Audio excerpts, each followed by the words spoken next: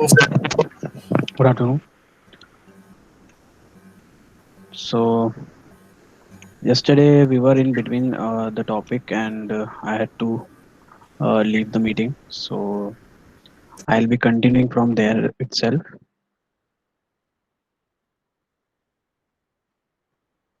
So आपने share किया था क्या इन एफआरएस मैंने एक डॉक्यूमेंट भेजा था आपको बच्चों के साथ.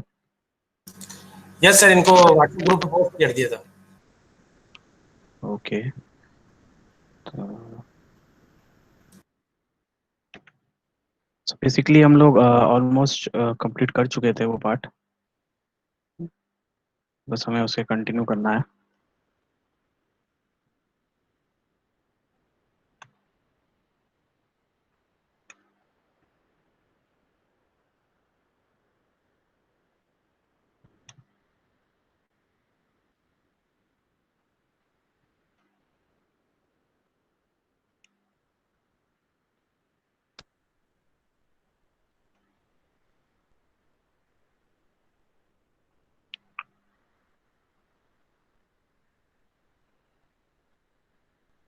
तो एक बार मैं ब्रीफली जो कल हमने डिस्कस किया था, एक बार मैं वापस एक बार थोड़ा सा डिस्कस कर लेता हूँ ताकि एक बार वापस फ्लो बन जाएगा हमारा.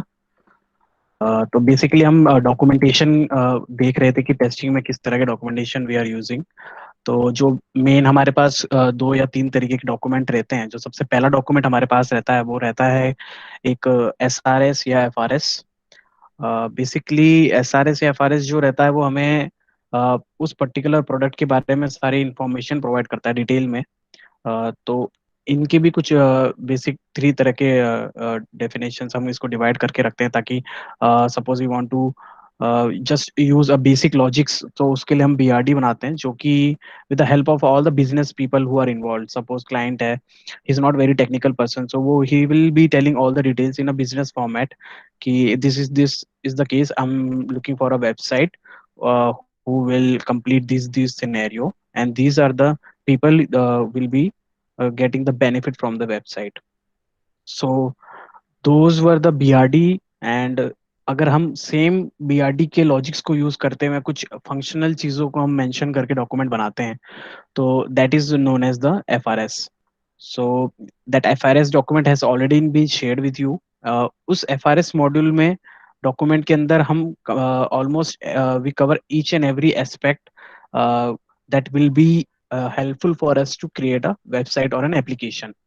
What kind of validation will be requiring, what kind of designing will be there, what kind of images, what kind of restriction will be there. So all these things will be defined in the functional requirement specification or SRS. So mainly there are only two documents. SRS and FRS are almost the same, just have a very tiny of difference in between them. But BRS is a bit of different. BRS is basically having the main logic. What is the company scope? What is the major scope of the software? Suppose I have created a software today, which is for the for calculation of all the money that we have. Suppose we have used a software like Splitwise is a software. So when there are four or five friends who are going for a trip, and they just want to contribute, and they want to have a software which can tell them how much money one person has spent, and that can equally divide in between all the friends.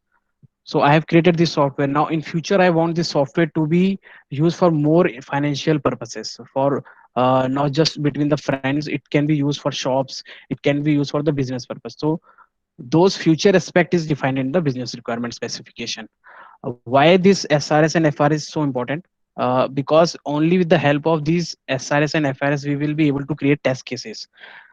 And test cases are like a very basic structure of testing. If you are not having a good set of test cases, there is no possibility of performing a validation or verification on the application. So it is very important to go through the SRS first, and on the basis of the SRS only we will be writing the test cases. I hope today they would have been a class with the test cases and test scenario. So it will be quite easier for you to understand that how test cases are created. So how will you know that what kind of validation will be required?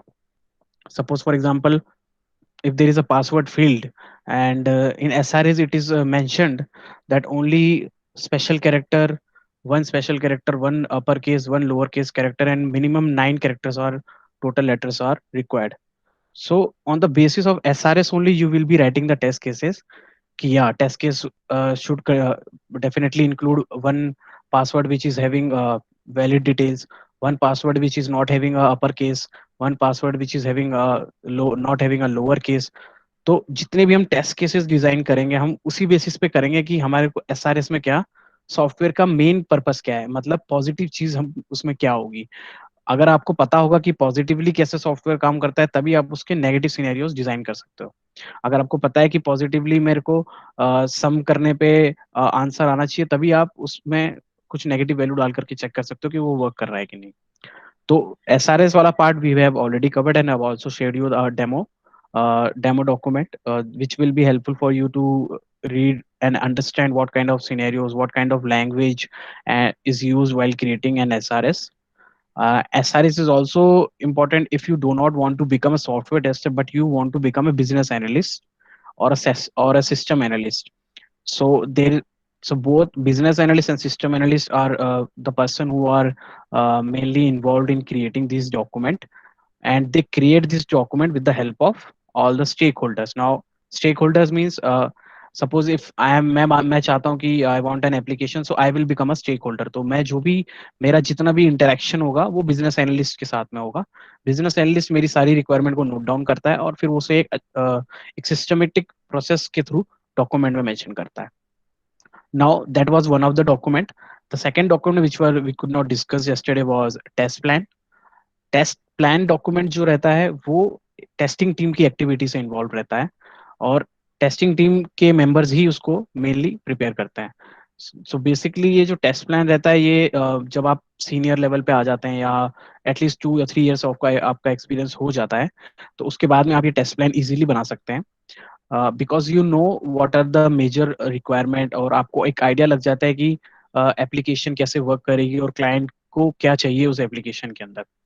So test planning जो documentation रहता है वो हमारे इसलिए भी important हो जाता है, क्योंकि हम जब भी स्टार्ट करते हैं अपनी टेस्टिंग एक्टिविटी, तो अगर हम डायरेक्टली तो सॉफ्टवेयर आते ही टेस्टिंग एक्टिविटी स्टार्ट नहीं कर सकते, and till the time there is no testing started, जब तक हमारे पास सॉफ्टवेयर नहीं आ रहा है, जब डेवलपर उस पर वर्क कर रहा है, तो mean well we create all this document. तो उस टाइम पे हम ये डॉक्यूमेंट्स रेडी करके रखते हैं। जैसे हमारे एसआरएस से हम पढ़ करके टेस्ट केसेस रेडी करके रखते हैं, हम हमारा टेस्ट प्लान रेडी करके रखते हैं, ताकि हम उस टेस्ट प्लान को इम्प्लीमेंट कर सकें एंड यूज कर सकें। सो वो हमें गाइड करता है कि हमें ओवरऑल कैसे अपनी पूरी टेस्टिंग एक्टिविटी को कंटिन्यू करके रखना है, और यही टेस्ट प्लान रहता है जो हम अपने सीनियर्स या फिर हमारे क्लाइंट को देते हैं कि this will be the planning that we have decided, और हम इस प्लान के बेसिस पे ही आगे प्रोसीड करेंगे। सो बेसिक डेफिनेशन उसकी इंक्लूड करती है, it the document which include the scope, कि हमारी टेस्टिंग में क्या क्या चीजें इन्वॉल्व करनी है, what is the scope of testing, हमारी टेस्टिंग स्ट्रेटेजी कैसी रहेगी, हम कैसी अप्रोच के साथ टेस्टिंग करेंगे, हमारे पास कितने टेस्टर हमें इस पर्टिकुलर एप्लीकेशन को टेस्ट करने के लिए चाहिए, 2 या 3 टेस्टर चाहिए, and schedule of testing activities. It identify test item, कौन कौन से टेस्ट आइटम्स है जो हमें चाहिए रहेंगे, टेस्टिंग टास्क हमारे क्या रहेंगे, कोई रिस्क अगर हमें पहले से अगर हमें रिस्क और मिटिगेशन फैक्टर बता रहेंगे, तो हम उसके लिए ऑलरेडी प्रिपेयर रहते हैं कि before starting our testing, if we have already known that these are the risking factor which will be required, so we can look for some other scenarios or some alternative which can help to cope up that particular risk. So these are the basic things. Now, the test plan mainly contains the objective, starting with the objective. What is the main objective of testing? What are the main focus of testing? Suppose अगर हम ऐसी application test कर रहे हैं जिसमें हमारा main objective है कि यूजर को एक अच्छा यूआई मिले, तो our focus will be testing of UI. अगर हम एक ऐसी एप्लीकेशन टेस्ट कर रहे हैं जिसमें सिक्योरिटी इंपॉर्टेंट है, तो हमारा ऑब्जेक्टिव रहेगा to ensure that the particular application meets the software security requirements. So उस डोमेन के अकॉर्डिंग ही हमारे टेस्ट प्लान के ऑब्जेक्टिव भी डिसाइड होते हैं। जो भी हमारे फीचर्स हैं जो हमें टेस्ट करने हैं, सपोज हमारे पास 10 मॉड्यूल हैं और उसमें से हमें 5 ही फीचर चेक करने हैं, तो हम उन 5 फीचर्स का मेंशन टेस्ट प्लान में करते हैं।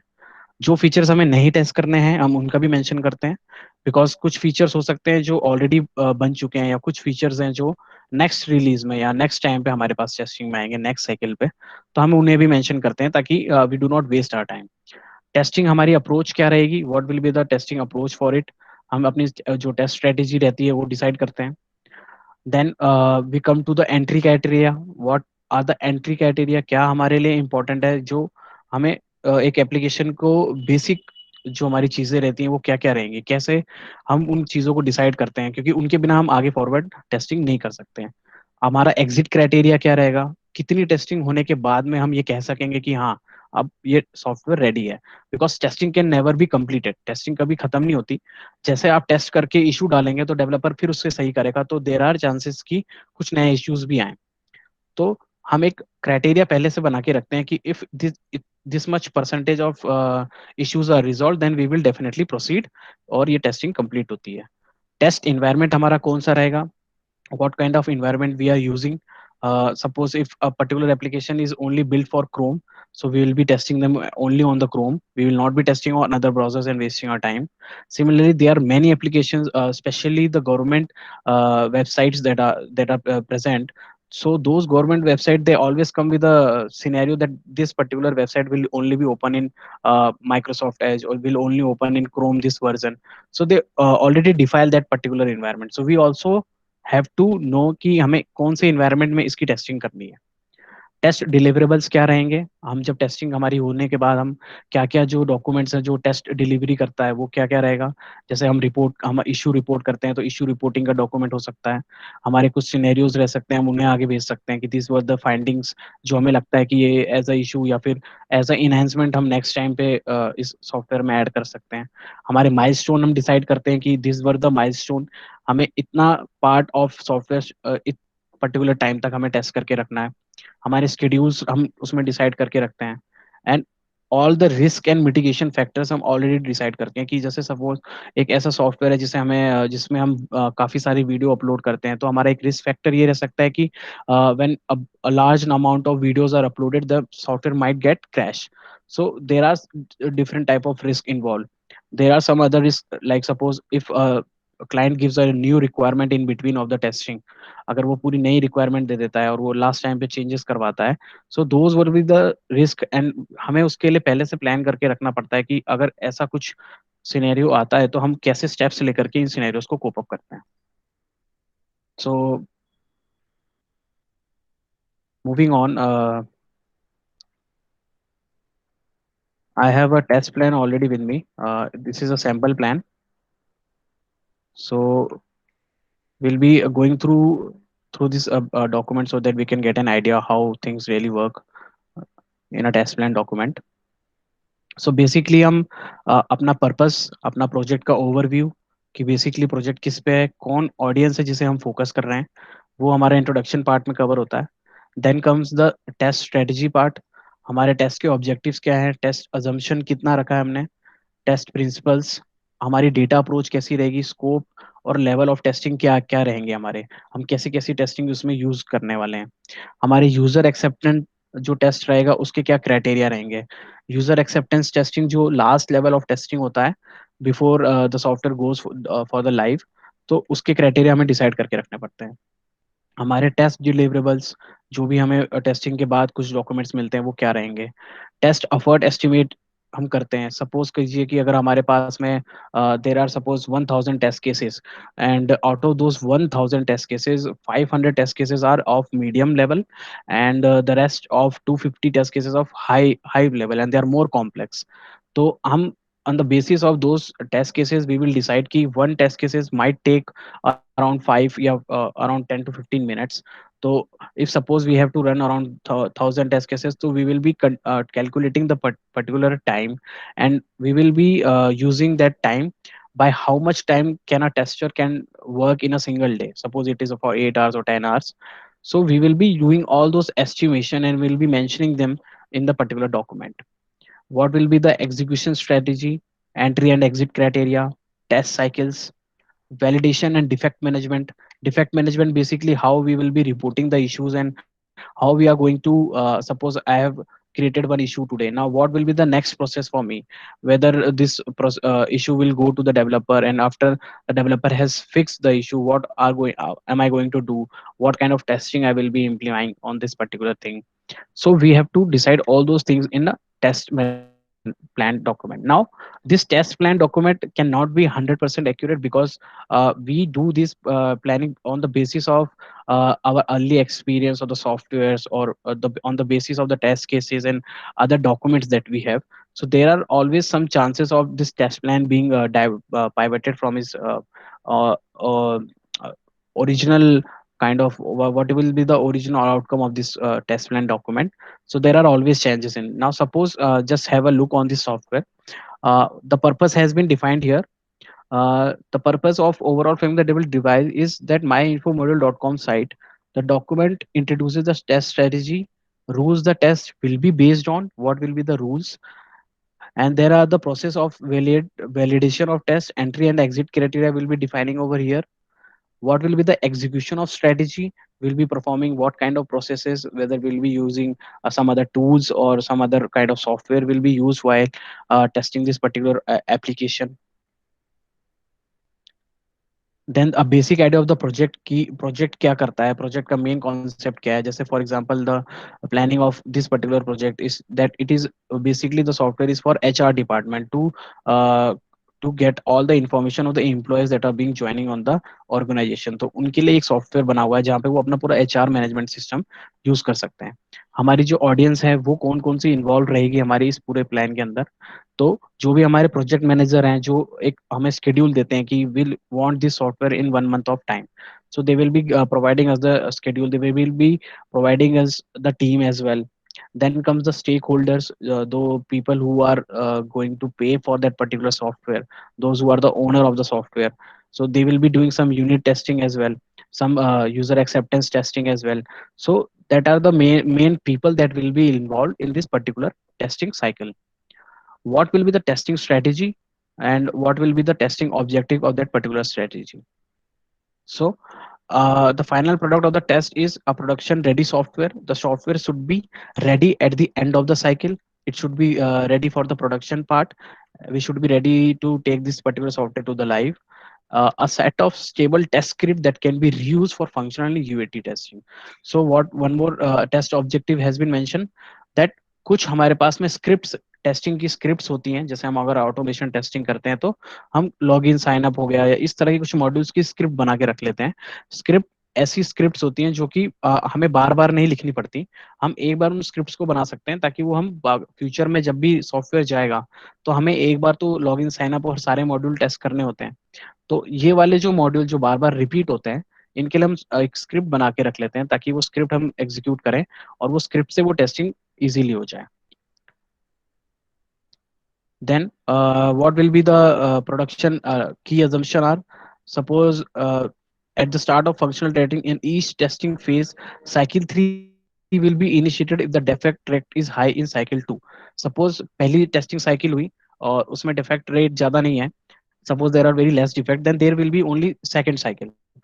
But the cycle 2 which we have running, उसमें काफी सारे issues हमें मिलते हैं, तो we need to do one more cycle for testing, because it will be important for us to continue the testing and reduce those count to a level that we can be satisfied. The count has now decreased to up to a level, and we are now in a situation that we can take the software to the further process.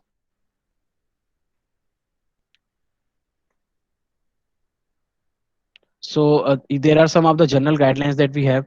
Uh, Exploratory testing would be carried out once the build is ready for the testing. We will be exploratory testing is we will be exploring the particular software by putting various input values on this. We do not follow a particular set of steps to be testing those software. So exploratory testing, we just explore that particular software once. Yeah, that कहीं कोई page या कोई ऐसा link जो कि broken ना हो.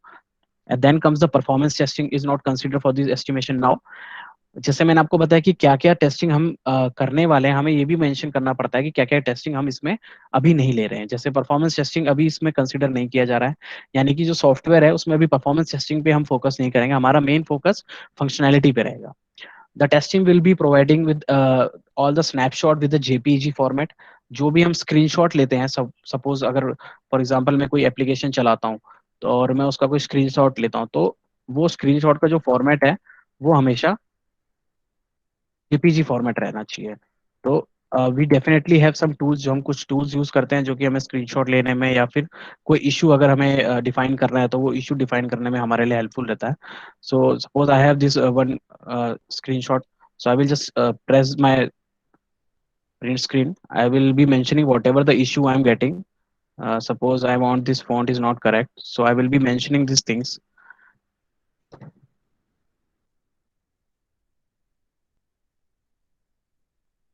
and I will be using this particular screenshot while we will be creating a defect. तो जब भी हम इशू बनाएंगे तो हम उस इशू के अंदर ये स्क्रीनशॉट भी ऐड करेंगे ताकि जो डेवलपर रहेगा he can easily find out the issue that has to be fixed.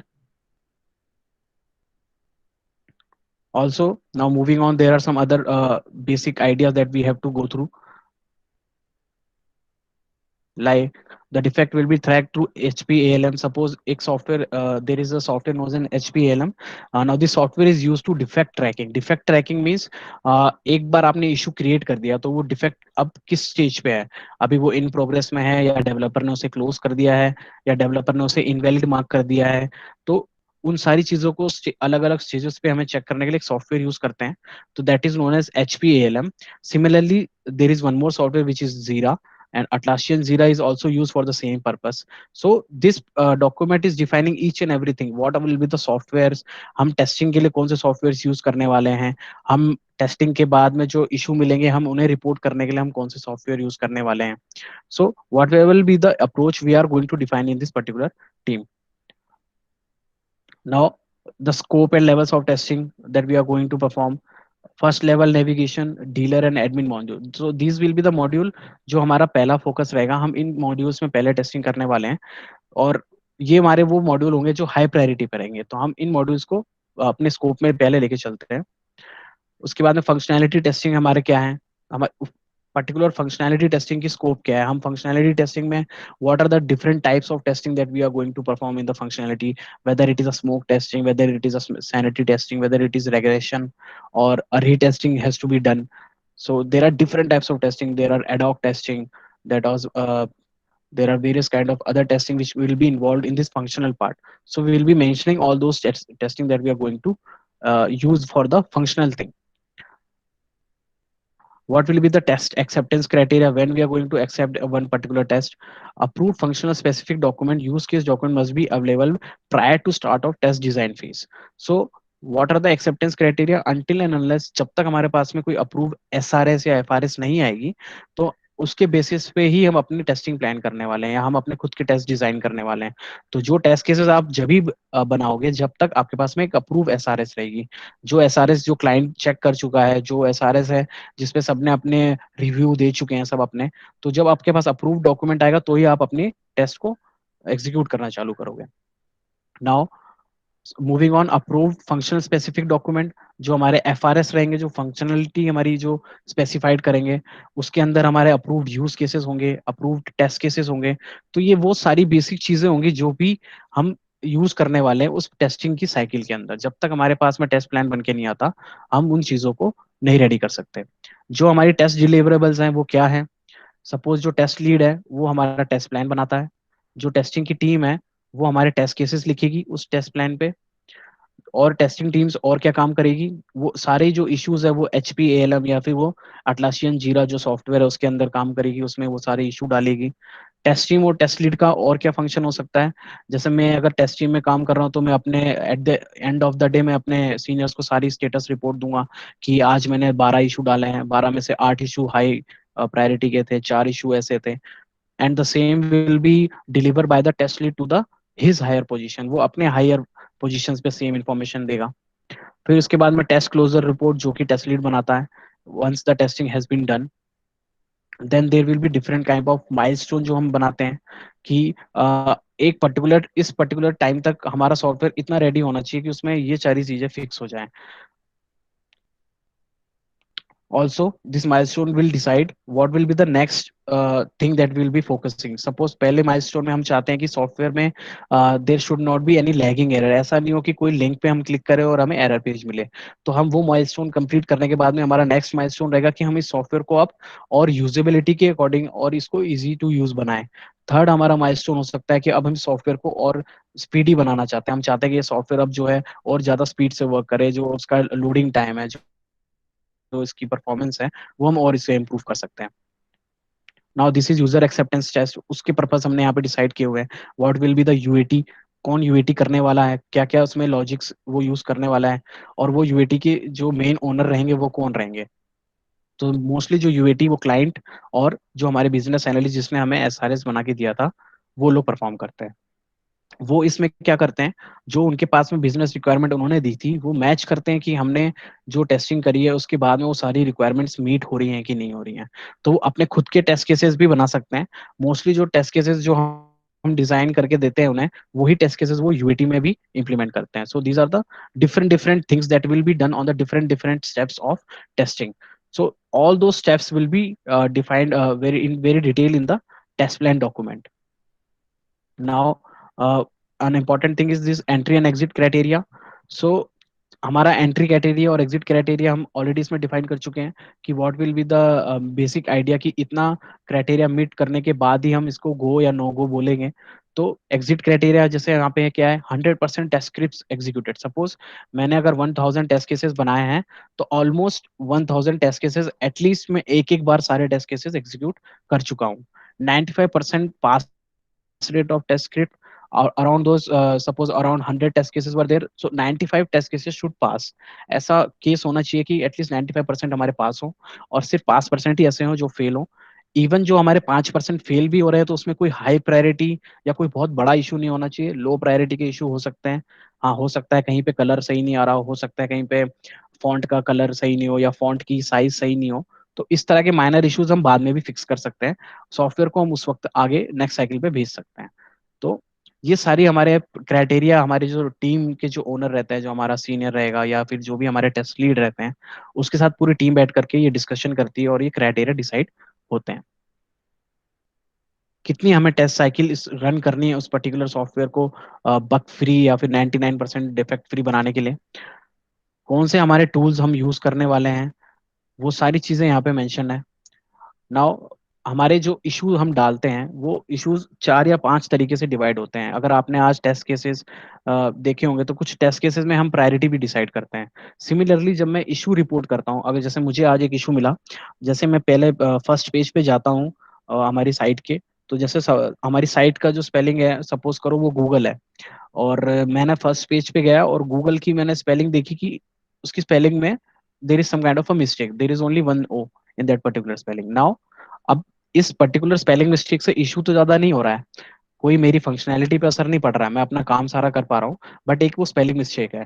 पर सेम अगर आप as a Google as a organisation सोचोगे तो उसके लिए ये एक काफी बड़ा इशू है, क्योंकि वो उसकी इमेज को इम्पैक्ट करता है। एक गूगल बहुत बड़ी ऑर्गेनाइजेशन है, अगर उसकी स्पेलिंग मिस्टेक होगी तो वो फंक्शनैलिटी वाइज काफी छोटा इशू होगा, लेकिन एज एन इम्पैक्ट वो काफी बड़ा है, वो उसकी इमेज पे काफी इफेक्ट कर सकता है।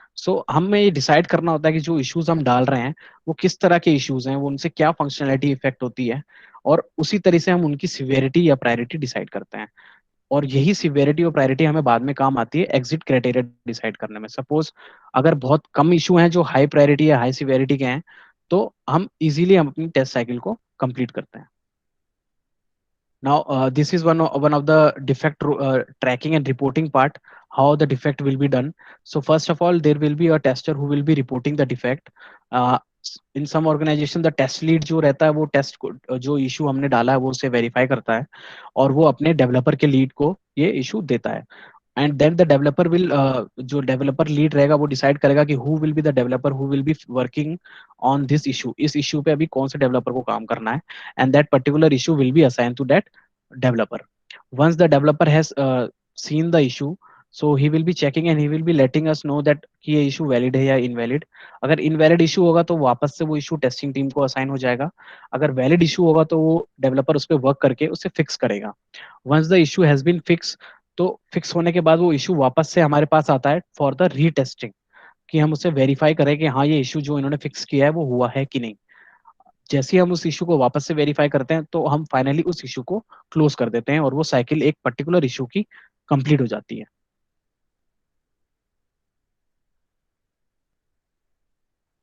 Now, there are some test management processes and documents. Suppose for there is a requirement traceability matrix, हमें जो requirement traceability matrix बनानी है, उसका हमें कैसे डिजाइन करना रहेगा और वो requirement traceability matrix किन किन बेसिस पे बनेगी, वो मैं आपको अभी आगे नेक्स्ट स्लाइड में बताऊंगा। आज हम एट आरटीएम के बारे में भी पढ़ने वाले हैं, so that will be covered in the RTM part.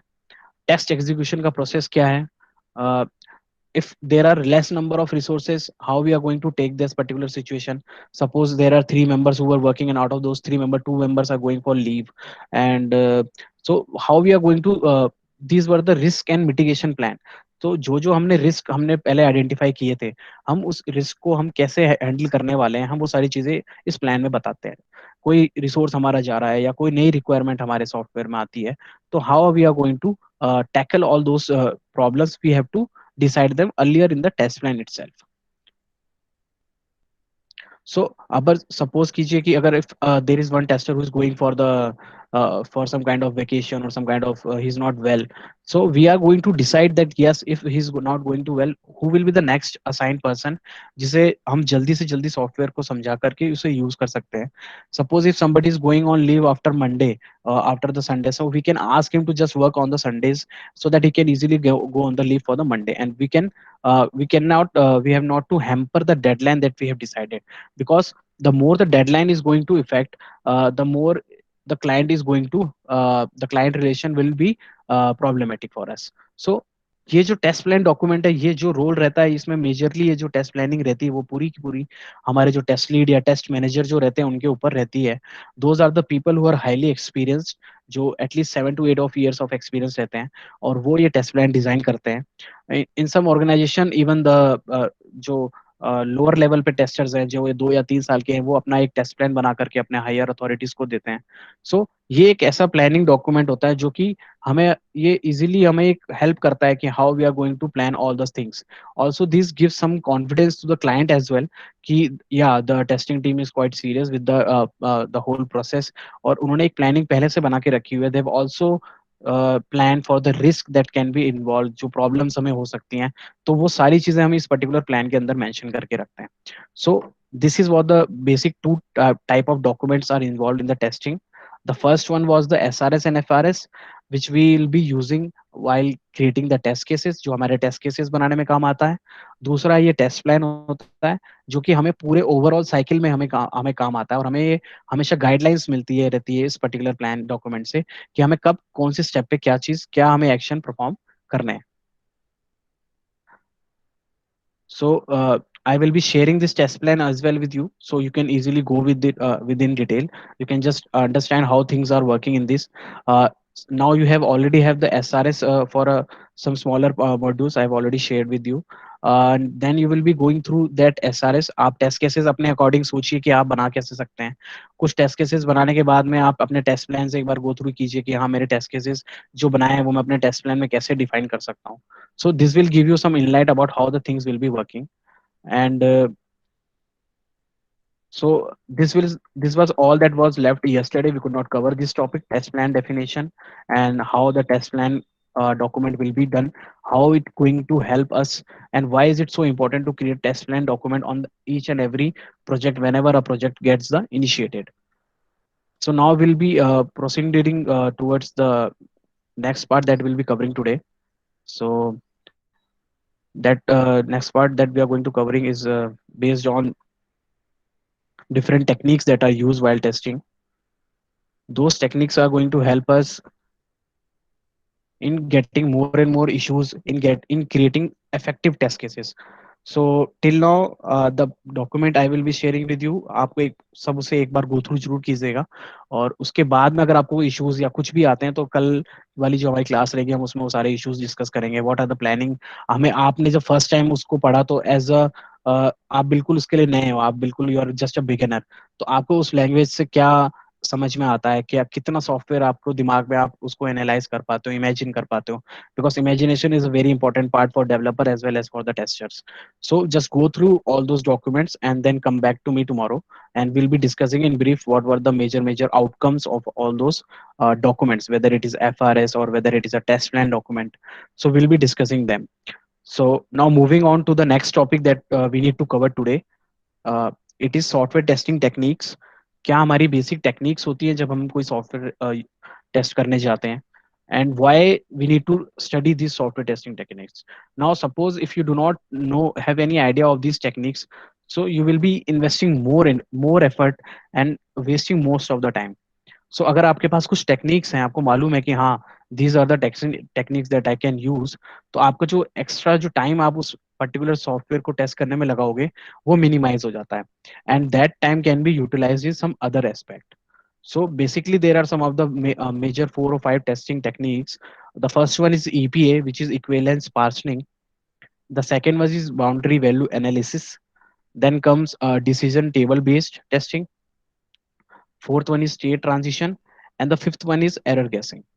So I will be continuing on these topics today. Now, coming to the first one is equivalence partitioning. So as you can understand by the name itself, some kind of equivalency is there in this particular thing. So equivalence partitioning is a method which help us to reduce the extra effort that can be wasted in performing the testing on a particular software. So how does this particular thing helps us? So suppose we have to test field, एक ऐसा field है जिसमें 1 से लेके 1000 तक का input आप डाल सकते हो. नाउ अब अगर आप एक एक उसमें इनपुट डाल के उस फील्ड को चेक करोगे, so you have to almost create around 1000 test cases, और that is not possible for anybody कि मैं एक फील्ड को चेक करने के लिए अगर 1000 इनपुट डालूंगा. तो इक्वलेंस पार्शनिंग हमें क्या आइडिया देता है, वो हमें बताता है कि there is one method by which you can easily test this field in just 2 or 3 or 4 test cases. सिर्फ 3 या 4 टेस्ट केसेस में ही आप ये पूरा फील्ड आराम से कवर कर सकते हो. नाउ सपोज मैंने क्या करा, मुझे चेक करना था कि एक फील्ड में 1 से लेके 1000 तक की जो वैल्यू है वो जा रही है कि नहीं. तो पहला मैंने टेस्ट केस क्या बनाया, मैंने एक वन पहला इनपुट ले लिया जिसमें मैंने एक वैलिड इनपुट डाला. सपोज 1 से लेके 1000 के बीच में कोई भी एक नंबर जो कि वैलिड नंबर है, तो मैंने वो डाल के चेक किया कि whether it is getting inserted or not. फिर now what I am going to do, अब मैं 1 से नीचे या उससे कोई एक लोअर लिमिट का वैल्यू उसमें डाल के देखता हूँ कि what will be the scenario in that case when I am putting -1 और when I am putting something which is not in the particular range of it.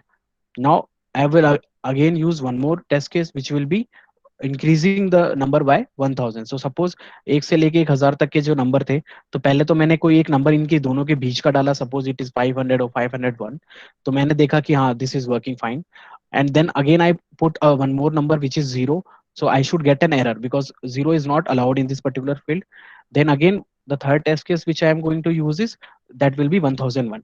So अब मैं इन 3 टेस्ट केसेस में ऑलमोस्ट सारा चीज कवर कर चुका हूँ, और इसमें मेनली मेरी हेल्पफुल कैसे हुई, मैंने इक्वली पार्ट में इसको डिवाइड करा. So first will be 0 to 500 and the other will be 5 to 100. तो हम कुछ वैलिड इनपुट्स इसमें डाल के चेक कर सकते हैं और कुछ इनवैलिड इनपुट्स हम डाल के इसमें चेक कर सकते हैं. सो ये एक ऐसी हमारी एक ऐसा तरीका रहता है टेस्टिंग करने का कि जिससे आगे जो हमारी जो एक्स्ट्रा एफर्ट है वो हम इसमें इजीली सेव कर सकते हैं. So that is the basic idea of equivalence partitioning, यानी इक्वली आप पार्शन करके उसको डिवाइड करके अपने जो जितने भी टेस्ट केसेस हैं आप उस पर कवर कर सकते हो. Now after this equivalence partitioning has been done, there is one more testing technique which is a bit of similar to this particular technique. Let me just use this. So here is an example for this. Now suppose आपके पास में ये दो check boxes हैं, एक female एक mail, और submit और cancel का बटन है. सो अब आप इसको कम से कम टेस्ट केसेस में अगर आप एग्जीक्यूट करना चाहते हो, तो सबसे पहली चीज आप क्या करोगे, आप एक वैलिड कोई सा भी चेकबॉक्स सेलेक्ट करोगे. सपोज आपने मेल सेलेक्ट किया और आपने सबमिट बटन पे क्लिक किया, तो ये फिल हो जाना चाहिए और आप नेक्स्ट जो भी पेज है उस पर रिडायरेक्ट हो जाने चाहिए. सेकेंड तरीका आप क्या कर सकते हो कि आप कोई भी इनवैलिड, आप बिना कोई सेलेक्ट करे इस पे, कोई भी चेकबॉक्स सेलेक्ट करे, आप डायरेक्ट इस पे सबमिट पे बटन पे क्लिक करके चेक कर सकते हो। तो आपको एक एरर मैसेज आना चाहिए, आपके पास में इंफॉर्मेशन आना चाहिए कि यार you need to select at least one of the check boxes. Now one more thing that you can check is, आपने ये दोनों चेक बॉक्स सेलेक्ट किए और सबमिट करने का ट्राई किया, सो आपको वापस एक एरर मैसेज क्या आएगा कि you can only select one at a time, either you can be selecting female or either you can be selecting the male. तो ऐसे जो 3 या 4 टेस्ट केसेस में हैं, हम अपने सारे सिनेरियोज कवर कर लेते हैं। हम एक पॉजिटिव सिनेरियो कवर करते हैं, और एक हम नेगेटिव सिनेरियो कवर करते हैं, और एक हम ऑन गो सिनेरियो कवर करते हैं जिसमें हम कोई भी वैल्यू या कोई भी इनपुट प्रोवाइड नहीं कर रहे हैं। तो this can help us to reduce the effort, हमारा टाइम बचता है इससे, और हमारे जो मेन कंसर्न रहते हैं वो ऑलरेडी इसमें कवर हो जाते हैं। अब इसमें कोई ऐसा बड़ा इशू नहीं बचेगा जो that can harm the client या फिर किसी भी कस्टमर को, जिसके कोई इशू आ सकता है। So this is one of the example how you can equally divide your input and output. So आपने क्या किया, आपने कुछ वैलिड इनपुट डाले, आपने कुछ इनवैलिड इनपुट डाले, और दोनों की जो रिजल्ट है वो कंपेयर कर लिए। Now moving on to the second one is boundary value analysis. So a bit of similar to the equivalence partitioning only, but in this case the number are very less. In equivalence partitioning जो हमारे पास field आती हैं, जो input value होती है वो थोड़ी बड़ी होती है। जैसे मैंने एग्जांपल दिया था 1 से लेके 1000 तक का, तो वो काफी बड़ी वैल्यू रहती है। वहीं अगर हम बाउंड्री वैल्यू एनालिसिस के बारे में बात करें तो इसमें हम छोटी वैल्यू पे भी इसको इम्प्लीमेंट कर सकते हैं। It can be implemented to 1000 as well, but boundary value analysis हमारे लिए इसलिए हेल्पफुल हो जाती है क्योंकि हमारे कुछ 4 या 5 टेस्ट केसेस में हमें ये कंफर्मेशन हो जाता है कि या this will be thing working fine now. तो इसके लिए हम एग्जांपल क्या लेते हैं, एक एज का कोई हमारे पास में बटन है, और हमें इसमें एज की जो फील्ड है उसमें हमें बताया गया है कि आपके पास जो वैल्यू जो आप इसमें डाल सकते हो वो 18 to 56 ही होनी चाहिए। अब आप जब इस पे जब वर्क करोगे, तो you are not going to check 18 19 to 56, it will take a lot of time. So what you are going to do is, आपने इसको क्या किया, बाउंड्री वैल्यू में डिवाइड कर दिया। बाउंड्री वैल्यू मीन्स इज जो आपका लोअर लेवल था, लोअर लिमिट थी जो कि 18 था, तो आपने 18 से एक नंबर कम और 18 से एक नंबर ज्यादा दोनों को इनपुट करके इसमें चेक करा। उसके बाद में आपने 56 को चेक करने के लिए क्या किया, आपने 56 के एक नंबर कम और एक नंबर ज्यादा दोनों वैल्यू इसमें डाल के चेक करी। तो इससे क्या होगा कि आपकी जो वैल्यूज रहेंगी, आपको आइडिया मिल जाएगा कि when you are entering any value which is less than 18 is also giving an error, and when you are entering any value which is more than 56 is also giving you an error. So this will be helpful for you analyzing that particular field in just 4 to 5 of test cases. So after boundary value analysis has been done, आपने boundary value check कर ली, there is one more kind of testing that is known as decision table of testing. Now in decision table what we basically do is we, हमारे पास में कुछ combinations होते हैं। For example अगर हम login लेते हैं, तो हमारे पास login में अब जब तक login नहीं हो पाओगे, जब तक आप दोनों चीजें पूरी तरह से फुलफिल नहीं करोगे, तो इस तरह की जो डिसीजन मेकिंग रहती है वो हमारे लिए उन जगहों पे काम आती है जहाँ पे एक से ज्यादा मल्टीपल फील्ड्स की हमें जरूरत पड़ती है कोई भी एक एक्शन परफॉर्म करने के लिए। सो ये बेसिकली इफ एल्स लॉजिक पे पूरी तरह से वर्क करता है। हमारे पास कुछ कॉम्बिनेशन होते हैं इनपुट्स के, वो हम इस डिसीजन टेबल में डालते हैं, और हम कंसिडर करते हैं कि जो भी हमारे पास एक्शंस आ रहे हैं, जो भी हम इनपुट दे रहे हैं, what are the output that particular we are going to get from this conditions. So for taking an example of decision table, so this is one of the example. Suppose we have login ID and password field. हमारे पास दो field हैं, एक में अपनी ID डालनी है और एक में हमें पासवर्ड डालना है। सो हम इसे कैसे कैसे चेक करेंगे, सबसे पहले हम जो पहला बेसिक सिनेरियो है जो हम सबसे पहले सीखते हैं वो यही रहता है कि हमें दोनों करेक्ट वैल्यू डालनी है, जो हम दोनों ही वैलिड डालेंगे। तो उसमें क्या होगा, when I am entering valid ID and valid password, तो जो हमारा सिनेरियो है वो क्या हो जाएगा, वो एग्जीक्यूट हो जाएगा और यूजर जो है वो होम पेज पे आ जाएगा। Now in the second case, जब मैंने वैलिड आईडी तो डाली पर मैंने पासवर्ड जब गलत डाला, तो वापस मुझे वो एक एरर देगा कि your password is incorrect, your credential is incorrect. Similarly जब मैं थर्ड टाइम ट्राई कर रहा हूँ तो मैंने आईडी तो गलत डाल दी, पर इस बार मैंने पासवर्ड सही डाला, but both of the condition is still not getting true. तो जब तक ये दोनों कंडीशंस ट्रू नहीं होंगी, वो यूजर नेक्स्ट पेज पे या जो भी उसका नेक्स्ट स्टेप रहेगा वहां पे नहीं जा पाता। सो अब मैंने ये 4 टेस्ट केसेस जो इस पे रन किए, अब इन चारों टेस्ट केसेस के बाद में I will be ensure enough कि या this particular field has been properly tested now. So these are the techniques that help us. ये जो टेक्निक्स हैं हमारे लिए इसीलिए हेल्पफुल रहती हैं कि आपने आपको जितने ज्यादा टेस्ट केसेस आपने उसमें एग्जीक्यूट करने हैं, दोज आर नॉट इम्पोर्टेंट। अगर आपने 4 से 5 टेस्ट केसेस जो कि हाई प्रायोरिटी है, जो कि मेनली फोकस करके आपको सारी कंडीशंस वैल्यू दे देते हैं, जो कि एक नॉर्मल यूजर करेगा, तो it will not only save your time, it will also save your efforts, and the number of test cases that you need to execute will be less. अगर आप एक ही सिनेरियो पे 100 या 200 टेस्ट केसेस लिख देंगे, तो it will be very time consuming for you. And in a day जब आप पूरे दिन में आप आएंगे तो आप बोलेंगे कि I have executed 300 test cases, पर जो मॉड्यूल कवर होंगे या जो फील्ड्स आपको कवर करी होंगी वो 3 या 4 ही फील्ड रहेंगी। So these are the techniques that help to fasten up the testing procedure, जो किस जिनकी हेल्प से हमारी जो टेस्टिंग एबिलिटी रहती है, जो भी हमारे टेस्टिंग के एक्टिविटीज रहती है, वो एक स्पीडी प्रोसेस पे चलती हैं। So after this, we have one more, that is state transition testing. Now in state transition testing, what we are going to do is हम एक ही तरह का एक्शन परफॉर्म करने पे अलग आउटपुट हमें मिलता है, या फिर हम अलग अलग एक्शन परफॉर्म करते हैं सेम इनपुट पे।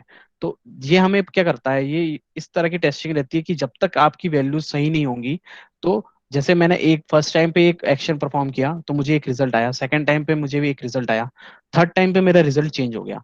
तो जब स्टेट का ट्रांजिशन हुआ फर्स्ट से सेकंड, सेकंड से थर्ड, तो मेरे पास अलग अलग इंफॉर्मेशन आने लगी, अलग अलग आउटपुट मिलने लगे for the same kind of input, same situation पे ही। सो इसको समझने के लिए अपने पास सबसे अच्छा जो एग्जाम्पल रहता है वो रहता है हमारे बैंक लॉगिन या फिर एटीएम के लिए। तो सपोज करो आप इंटरनेट में लॉगिन कर रहे हो, इंटरनेट अपनी एप्लीकेशन में, इंटरनेट का जो आपका अकाउंट है, तो you will always be knowing that there are some of the restriction of the security on this banking website या फिर एटीएम के अंदर भी आप जाते हैं। तो पहला जो आपका स्टेट रहता है, सपोज करा आपने आपने स्टार्टिंग करी अपने अकाउंट, आपने एटीएम से पैसा निकालने की, तो जो आपका पहला ट्राई था, अगर आप पहले ट्राई पे गलत पिन डालते हैं तो आपको one more chance, you will be getting one more chance in it. So जो पहला स्टेट रहेगा हमारा वो S1 रहेगा। फर्स्ट अटेम्प्ट अगर हमारा इनवैलिड होता है तो हम रिडायरेक्ट हो जाते हैं एक सेकंड चांस के लिए, या now you will be getting a one more chance. अगर आप सेकंड अटेम्प्ट पे भी इनवैलिड डालते हैं या गलत कोड डालते हैं, तो now you will be getting one more chance, that will be the third chance. On third also, if you're putting some kind of invalid values, so there are chances that your account will be blocked for one day, or you will be not be able to do any kind of transaction for the next 24 hours. So in this type of testing आपने क्या किया, आप एक ही action perform कर रहे हो, आप हर बार invalid ही value डाल रहे हो, पर पहले 2 बार में आपको अलाउ किया उसने एक और चांस, पर जब आपने थर्ड बार भी सेम एक्शन परफॉर्म किया, तो अब स्टेट ट्रांजिशन बदल चुका है, अब जो आपके पास में जो रिजल्ट आया वो डिफरेंट है। अब आपका अकाउंट ब्लॉक हो गया है, अब now you are no won't be able to take out the money. So this is known state transition. ये हम इस तरह की टेस्टिंग जब परफॉर्म करते हैं जब हमें ये वेरीफाई करना हो कि क्या पता कि बार बार वैलिड इनपुट देने से भी कोई इशू मिले। बहुत सी बार क्या होता है, सपोज फॉर एक अपलोड का बटन है, और आपको इमेज अपलोड करनी है, और आपने उसमें जो भी उसका रेजोल्यूशन था, जो भी उसकी डिमांड थी, आपने उसकी इमेज अपलोड करी। Now when you want to when you are trying to upload multiple images each and every time you are running those images every time, there are the chances that sometimes the upload button stops working and it will give you an error. So ये उस तरह की testing होती है जब हमें अलग एक ही फील्ड के ऊपर हमें एक इशू जनरेट करना होता है जो कि फाइनाइट वैल्यू तक रहता है। कुछ ऐसी चीजें होती हैं जो फाइनाइट डिसाइडेड रहती हैं, यानी आपके पास केवल कुछ फिक्स चांसेस होंगे, फाइनाइट चांसेस होते हैं आपके पास में। तो वैसा ही एटीएम के अंदर होता है, there are only 3 finite chances for you to do a transaction. अगर आप चाहते हो कि आपका ट्रांजेक्शन हो जाए तो आपके पास सिर्फ 3 ही चांस हैं। अगर आप 3 चांस तक गलत उस पर इनपुट दोगे तो definitely you will be block for that thing. So that is known as state transition testing. Now moving on, there is one more testing that is left. I hope currently these techniques you do not have any kind of issues. I'll be going through all of them once again if you feel like. So we'll be discussing once again for the examples. So now this is error guessing. Error guessing, as the name itself suggests, कि now you have to guess this particular error. कोई इसका particular format नहीं है, इसके कोई steps नहीं है जो आप फॉलो करने वाले हो, और जिन स्टेप्स को आप फॉलो करने के बाद में you are going to get the issues or not. So basically क्या होता है, एरर गेसिंग एक ऐसी टेक्निक है जो एक यूजर, एक टेस्टर को एक पीरियड ऑफ टाइम के बाद में अपने आप आती है। फॉर एग्जाम्पल, अगर मैं एक सॉफ्टवेयर है वीडियो का जिसे मैं यूज कर रहा हूँ, जिस पे मैं टेस्टिंग करता हूँ, और मैं 2 या 3 साल से उस पर टेस्टिंग कर रहा हूँ, तो मुझे पता होगा कि लास्ट बार इस सॉफ्टवेयर में एक इशू आया था एक पर्टिकुलर जगह पे, एक पर्टिकुलर एक्शन पे। तो मैं क्या करूंगा, मैं वापस से वो उस पर्टिकुलर एक्शन को परफॉर्म करके चेक करूंगा कि क्या इस बार भी वो इशू है। तो ये जो इश्यूज, जो मैं एरर गेस कर रहा हूँ, ये सारी की सारी मेरी एक्सपीरियंस पे बेस्ड है, मेरी इंट्यूशन पे बेस्ड है, या फिर मैं इस पर्टिकुलर डोमेन का काफी मेरे को नॉलेज है, तो ही मैं ये सब चीजें कर सकता हूँ। ये कोई कहीं पे रिटर्न नहीं है, this things are not written anywhere, this things comes only with the experience. The more the you are using the software, the more you will be getting the knowledge of breaking that particular software. So these are the basic uh, some scenarios that mostly people perform when they are doing error guessing. Suppose they are just putting some blank space in the text field. So mostly हम text field में valid या invalid value डाल के check करते हैं, but sometime you can also check by putting the blank field. You can just go to the text field and enter the space button, and after entering the space button 2 3 times, you can click on the submit button or the enter button. So you need to just know what is happening. Maybe the user, the developer has applied some kind of validation, और आप वापस से आपका cursor reset हो जाएगा, और may be he is not applied anything, और आप एक ब्लैंक नेम के साथ में नेक्स्ट स्टेप पे जा सकते हो। So this is some of the technique that people really use. Then enter invalid parameters. Whatever the invalid parameters are there, you're going to use them. After using the maximum limits of files, suppose I have a particular upload button of video where I am supposed to upload only 5 files at a time. Now what I do is, I have already uploaded those 5 files. मैं पांचों upload करने के बाद उन्हें delete करता हूँ, फिर मैं दोबारा से 5 अपलोड करके चेक करता हूँ। So I am going to understand whether these particular scenarios are working or not. Now next time I am going to select multiple videos. अब मैं 5 की जगह पे 7 वीडियोस एक साथ अपलोड करने का ट्राई करता हूँ, whether it is checking it or not.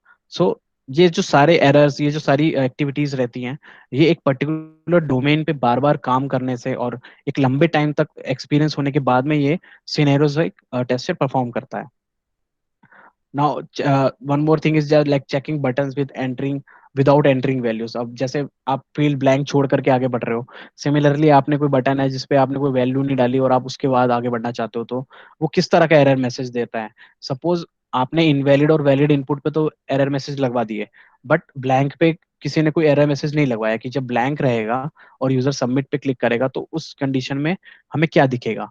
तो ये उस तरह की टेस्टिंग रहती है जो कि नॉर्मली सिनेरियोज से मिस हो जाते हैं, बट हम एरर गेसिंग के टाइम पे, वॉक थ्रू के टाइम, जब एक बार पूरी एप्लीकेशन से गो थ्रू कर रहे होते हैं, तो हम इस तरह के सिनेरियोस परफॉर्म करके उसे चेक करते हैं। तो ये कम टाइम में हमें काफी सारी चीजें इसमें हम कवर कर लेते हैं। एंड इसका कोई एक स्टेप बाय स्टेप प्रोसेस नहीं होता। जरूरी नहीं है कि आप log in sign up check करने के बाद में नेक्स्ट जो पेज है उसे चेक करें। आप किसी भी पेज पे ओपन करके और एरर गेसिंग की एक्टिविटी को परफॉर्म कर सकते हैं।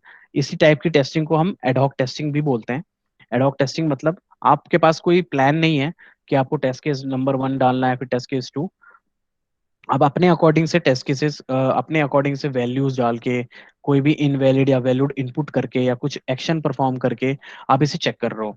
कई बार क्या होता है, कुछ ऐसे लिंक्स होते हैं जिन पे आप बहुत बार अगर प्रेस करते हो तो वो मल्टीपल ऑप्शन दे देते हैं। सपोज करो मैंने एक ऐसा बटन है जहाँ पे एंटर योर नेम का फील्ड है, तो मैंने एंटर किया अपना नाम, और जो एंटर बटन या सबमिट बटन था उसके नीचे मैंने उस सबमिट बटन पे मल्टीपल टाइम्स क्लिक कर दिया। तो देर आर सिनेरियोस की कई बार में एक नाम आने की बजाय मेरा मल्टीपल बार नाम उस फील्ड में आ जाता है। तो इस तरह की जो एरर गेसिंग होती है, this only comes with the experience part of the testers. So these are the basic techniques जो हमारे पास हम नॉर्मली, आप जब टेस्ट केसेस बनाते हैं या जो नॉर्मली जब टेस्टिंग करते हैं, तो ये वो बेसिक टेक्निक्स होती है जिन पे हमारा फोकस रहता है। मैं एक बार वापस आपको एक बार बेसिक आइडिया दे देता हूँ इसका। जैसे पहले इक्विवेलेंस पार्शनिंग है। आपने क्या किया, आपने जो भी वैल्यू आपकी थी मैक्सिमम, मिनिमम टू मैक्सिमम, आपने उसको बीच में से डिवाइड करके आपने मिनिमम से कम वैल्यू और मैक्सिमम से एक ज्यादा वैल्यू डाल के चेक कर लिया। बाउंड्री वैल्यू एनालिसिस आता है। इसमें आप मिनिमम से एक कम और एक ज्यादा भी देखोगे और मैक्सिमम से एक कम और एक ज्यादा चेक करते हो, यानी जो आप इसकी बाउंड्री पे जो वैल्यूज हैं उन्हें आप वेरीफाई करते हो। डिसीजन टेबल जो हमारा टेक्निक रहता है, इसमें जब तक आपकी दोनों कंडीशन या तीनों कंडीशन ट्रू नहीं होती हैं, तब तक आपके जो वैलिड इनपुट हैं वो नहीं आएंगे, आपके पास में रिजल्ट नहीं आता है। इसके लिए आप मोस्टली लॉगिन पेज या इस तरह के कोई भी पेज जहाँ पे 4 या 5 फील्ड को फिल करने के बाद ही आप प्रोसीड कर सकते हो, आप वो यूज कर सकते हो। State transition is very easy to understand, क्योंकि हम डे टू डे यूज कर रहे हैं। तो जैसे एटीएम का एक्शन है, पहला एक्शन पे आपने इनकरेक्ट डाला, नो प्रॉब्लम, सेकंड पे भी no problem, but on the third time you are going to get blocked, then comes the error guessing. So these were the basic testing techniques that we are using while performing the while designing the test cases or while performing the testing. अब इसके बाद जो हमारा एक और topic बचता है, that is known as requirement traceability matrix. Now as you guys studied about the test cases, just let me know how many people, like कितने आप में से हैं जिनको टेस्ट केसेस वाला जो पार्ट है वो इट्स नॉट लाइक क्लियर, मतलब आपको एक आइडिया लग गया है कि बेसिक टेस्ट केसेस कैसे डिजाइन होते हैं और बेसिक टेस्ट केसेस का क्या क्राइटेरिया रहता है।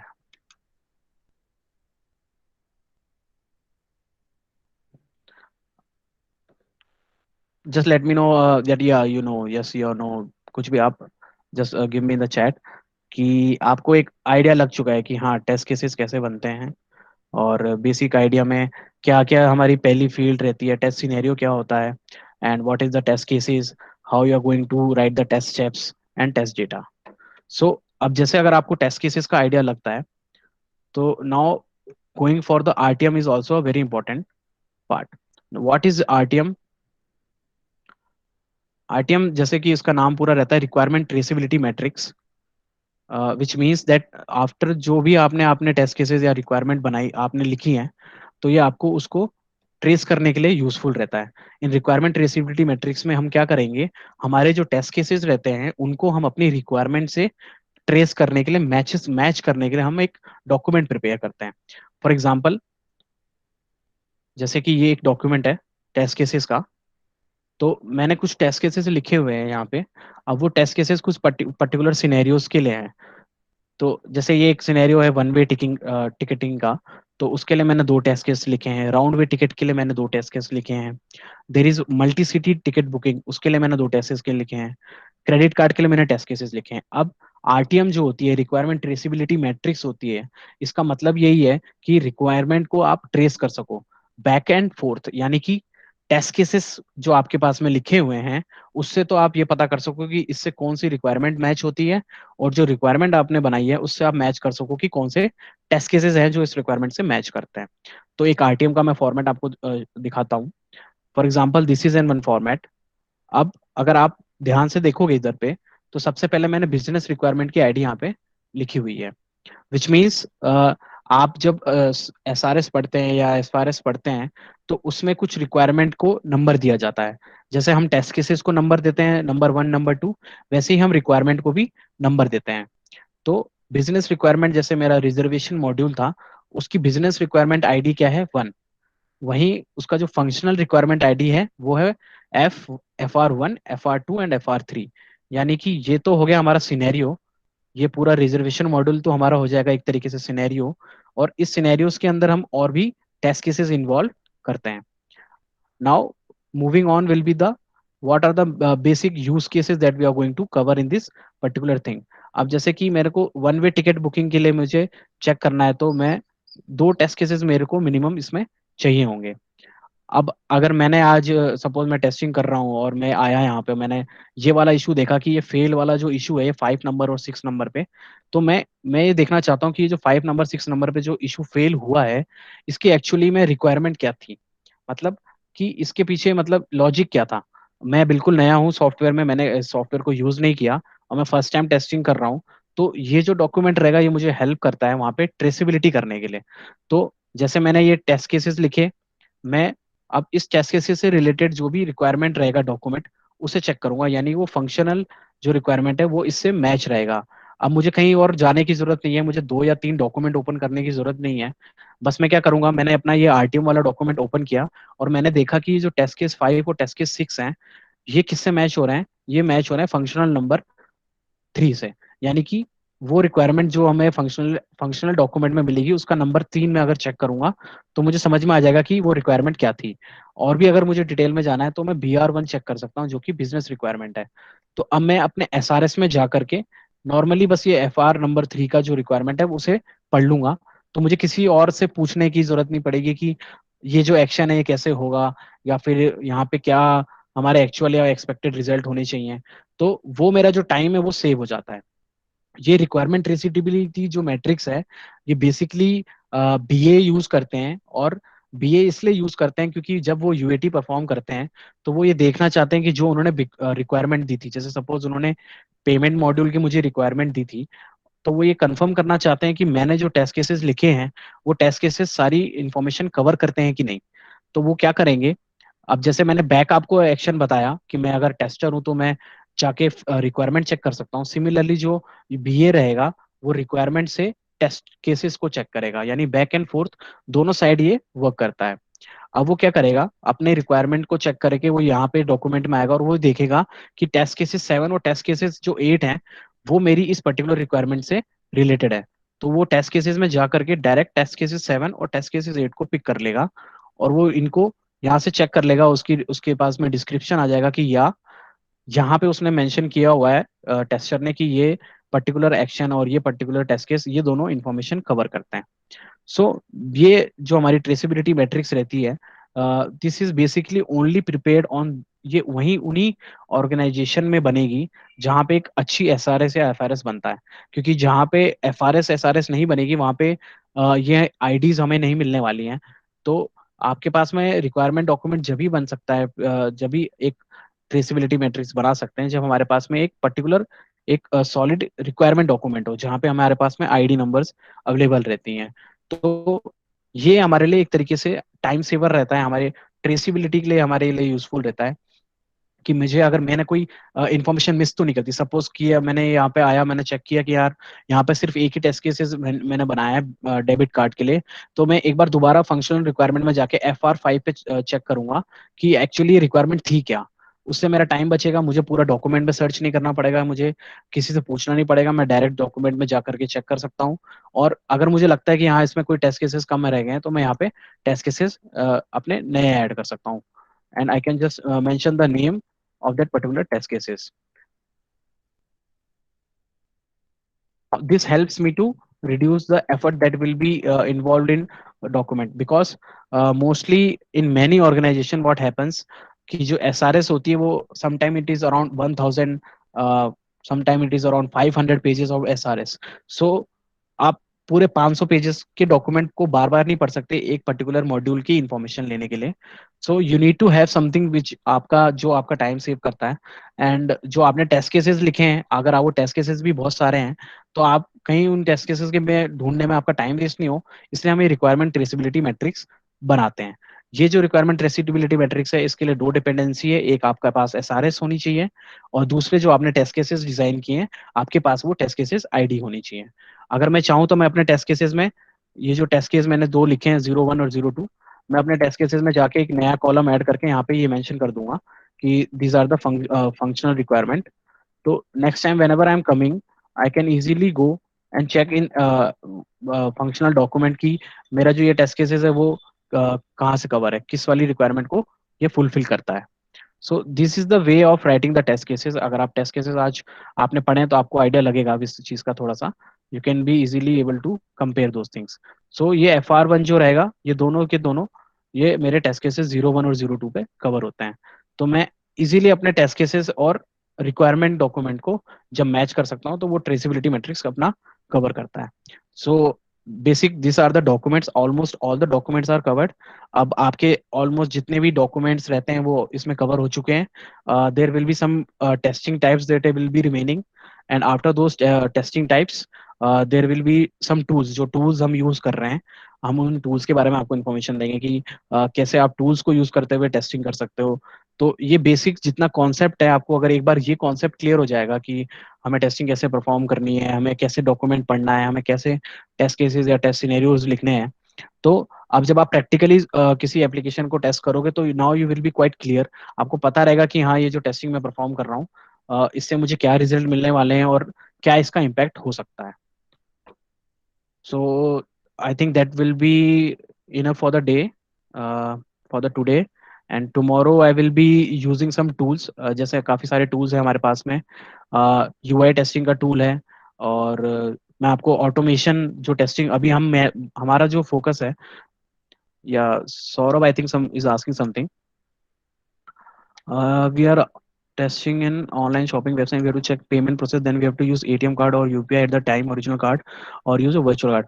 Yeah. So basically, there are testing cards available. If you can just see on my screens. So हमें जब भी चेक करना होता है, there are two ways of testing payment methods on the e-commerce website. एक तरीका क्या होता है कि आप अगर आपके पास में एक्सेस है प्रोडक्ट का, तो अगर आपकी कंपनी है जो सामान बेच रही है, जो ई कॉमर्स बना रही है, तो हमारे पास उसका बैकएंड होता है. तो हम क्या करते हैं, जो प्रोडक्ट 1,000 रुपये का प्रोडक्ट है, हम बैकएंड में जाके उसकी प्राइस को 1 रुपये या 2 रुपये कर देते हैं. इससे क्या होता है, अब आपको तो सिर्फ इतना चेक करना है कि वो मैं प्रोडक्ट जब खरीद रहा हूँ तो वो पेमेंट सक्सेसफुल हो रहा है कि नहीं. तो आप उसकी प्राइस को चेंज करके 1 या 2 रुपए करके आप उसे परचेज कर लेते हो, और वो 2 या 3 रुपए जो भी रहते हैं वो आप अपने एचआर को बोल सकते हो कि मेरे नेक्स्ट सैलरी में ऐड कर देना. तो वो ऐड कर देते हैं. तो ये एक बेसिक तरीका होता है.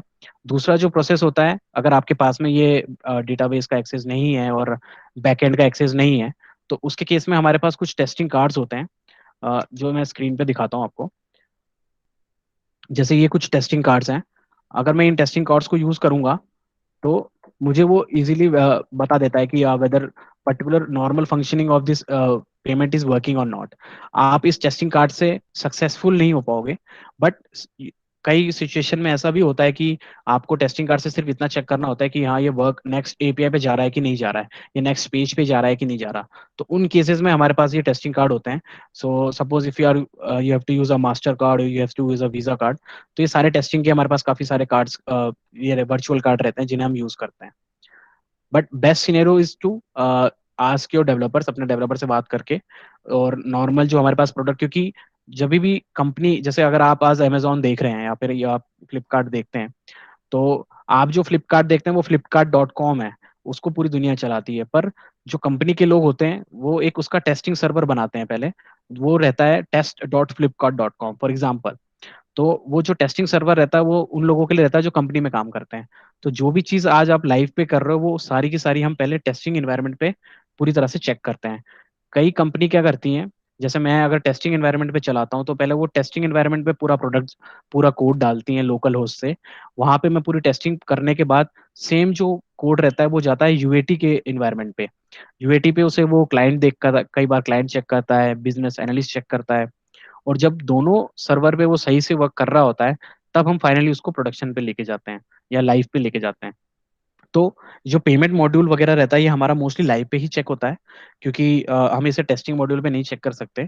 तो बेसिकली इनकी दो ही मेन तरीके होते हैं. Either you can change the part, क्योंकि मोस्टली ये होता है कि अगर आप प्रोडक्ट बना रहे हैं और प्रोडक्ट बेच रहे हैं, तो प्रोडक्ट का प्राइस भी आप खुद ही इनपुट करते हैं. अगर आप प्रोडक्ट का प्राइस इनपुट मैनुअली कर रहे हैं, तो आप उसको प्राइस को 900 या 9,000 की जगह पे जस्ट 1 या 2 डाल के चेक कर लेते हैं. और 1 या 2 रुपए फिर आप अपनी कंपनी से भी मांग सकते हैं, अगर आप एज अ टेस्टर काम कर रहे हैं वहाँ पे.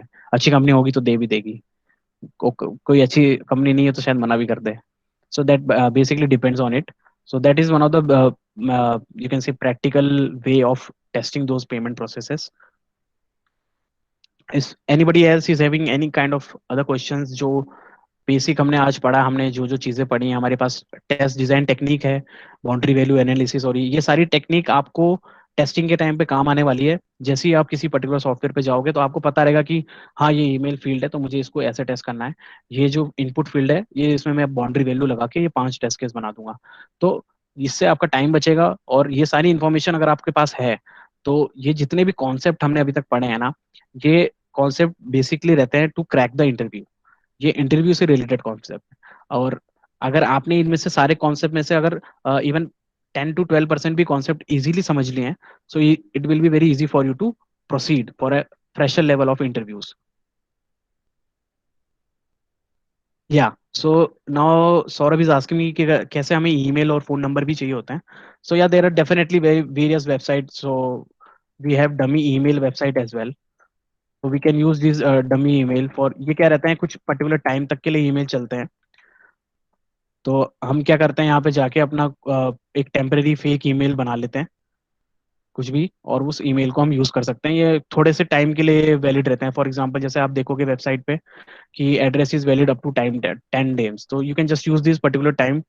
तो ये कुछ टाइम तक के लिए आप इस ईमेल पे यूज कर सकते हैं, और इस ईमेल को आप अपने किसी भी और आईडी में लॉगिन वगैरह करके चेक कर सकते हैं कि अगर आपको चेक करना है कि ईमेल आ रहा है या नहीं, या मुझे कोई मेल जा रहे हैं कि नहीं जब मैं कोई इन्फॉर्मेशन शेयर करता हूँ। तो ऐसी फेक ईमेल नंबर्स भी होते हैं, but phone numbers are hardly to get. Phone numbers नहीं मिलते इजीली। तो for phone numbers you can easily, like you working in organization where phone number is there, suppose अगर आपको ओटीपी चेक करना है, तो definitely you need to have a valid phone number. तो you can ask your company, and even you can ask your developers to get those OTP and all। तो वो OTP आपके generate हो जाते हैं इजीली। तो ईमेल तो आपको फेक आराम से मिल जाते हैं। ये फेक ईमेल बनाने वाली काफ़ी सारी कंपनीज हैं और काफ़ी सारी वेबसाइट्स हैं, और ज़्यादातर जो टेस्टिंग एक्टिविटी होती है वो इन्हीं फेक ईमेल्स पे ही होती है, because you cannot use new email every time. और अगर आपके पास फिर भी, अगर आप चाहते हो कि मैं, अगर मेरे को ये चेक करना है कि नहीं जीमेल पे कोई चीज़ हो रही है, सही से वर्क नहीं कर रही है, तो आप अपना जीमेल आईडी, सपोज आपने आज अकाउंट बनाया अपनी जीमेल आईडी यूज़ करके, और आप चेक करना चाहते हो कि यार अब मेरे को नेक्स्ट टाइम पे वापस से एक अकाउंट बनाना है, और आपके पास में एक ही जीमेल आईडी है, तो you can just ask your developer to delete that particular Gmail ID from the database. तो वो आपकी डेटाबेस से डिलीट हो जाएगी आईडी, और आप वापस से उसी आईडी से लॉगिन कर सकते हो। So there are various ways. Mostly इस तरह की जो एक्टिविटीज रहती हैं वो ये हमारी डेवलपमेंट टीम और टेस्टिंग टीम मिल करके करती है। क्योंकि डेवलपर जब भी सॉफ्टवेयर बनाता है तो एक बार वो यूनिट टेस्टिंग परफॉर्म करता है, तो उसके पास में ये सारी इन्फॉर्मेशन रहती है कि हाँ मुझे पेमेंट चेक करने के लिए मैंने कैसे किया, या फिर मैंने ये इन्फॉर्मेशन कैसे करी। तो ये सारा सिंक्रोनाइजेशन के थ्रू होता है, दोनों एक दूसरे से बात करते रहते हैं डेवलपर और tester, and then they decide what kind of situation they are going to get through. So yeah, and anything else?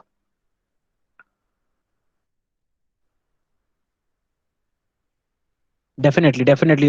If you can just go on Google, and let me just tell you about my experience, what how I entered the software testing, so it might give you some kind of confidence. So what I did was, after doing my BTech, I was just it was just 1 month. I have passed my BTech, and I was waiting. I was applying for various organizations, so I was not getting any kind of interview calls and everything. So I was not interested in coding from the very first. So what I wanted to, but I was my I can say you can IQ was better, so my observation technique was quite good. So I applied for the software testing. One of my seniors told me about me. This is there is one field of software testing. So you can just simply go to guru99.com. This guru99.com is a free website. You can easily get a lot of material is over there. But I will suggest you to first go through these slides, and after those slides you can go to this website, because website पे बहुत सारा material है वहाँ पे। I think almost 300 types of testing है। मतलब सिर्फ testing के नाम अलग अलग होते हैं, बट मोर और the same, they all are the same. So for you I can just suggest, अभी आप ये स्लाइड्स वगैरह गो थ्रू करने के बाद में Guru 99 you can use. There are software testing help is there. There are some other site, Java T Point is also there.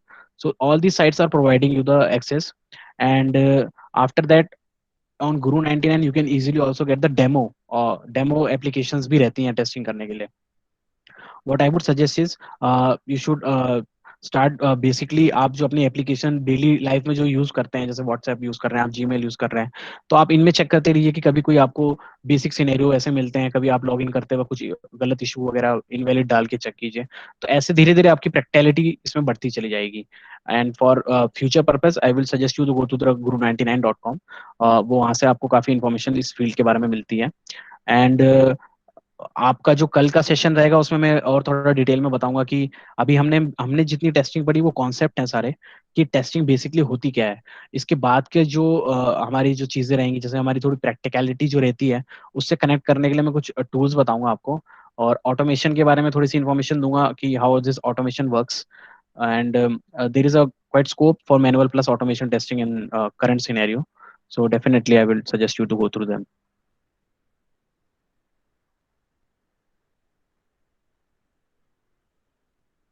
या automation testing में टेस्टिंग स्क्रिप्ट्स के लिए बेसिकली अपने पास जावा है।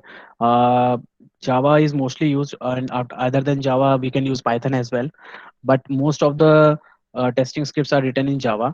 It is also based on the kind of domain, जिस तरह की एप्लीकेशन बनी है। जैसे अगर एप्लीकेशन जिस लैंग्वेज पे बनी है, तो उस पर भी काफ़ी कुछ डिपेंड करता है। Because most of the application जिनका फ्रंट एंड आजकल एंगुलर जेएस या फिर जावास्क्रिप्ट को यूज़ करता है, तो उसके लिए हम अलग अलग टेक्निक्स यूज़ कर रहे हैं।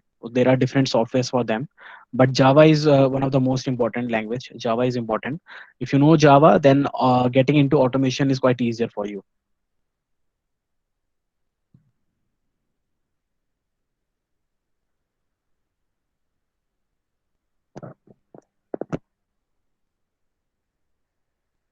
Yeah, so if anybody else is walking, like कुछ और पूछना है आपको, कोई भी क्वेश्चन हो, क्योंकि कल मैं आपको थोड़ा सा गाइड करूंगा टूल्स के बारे में भी, और थोड़ा सा हाउ यू कैन, आप कैसे प्रोसीड करना है। अब आपने जितना टेस्टिंग के बारे में पढ़ा है, एंड आप इसके बाद आपको प्रोसीड करने के लिए क्या इन्फॉर्मेशन और चाहिए रहेगी, तो वो मैं आपको थोड़ा सा कल भी गाइड करूंगा।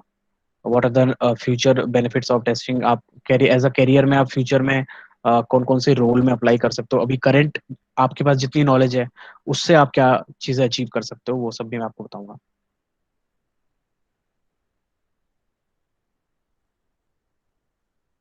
सो I hope like it is done for today.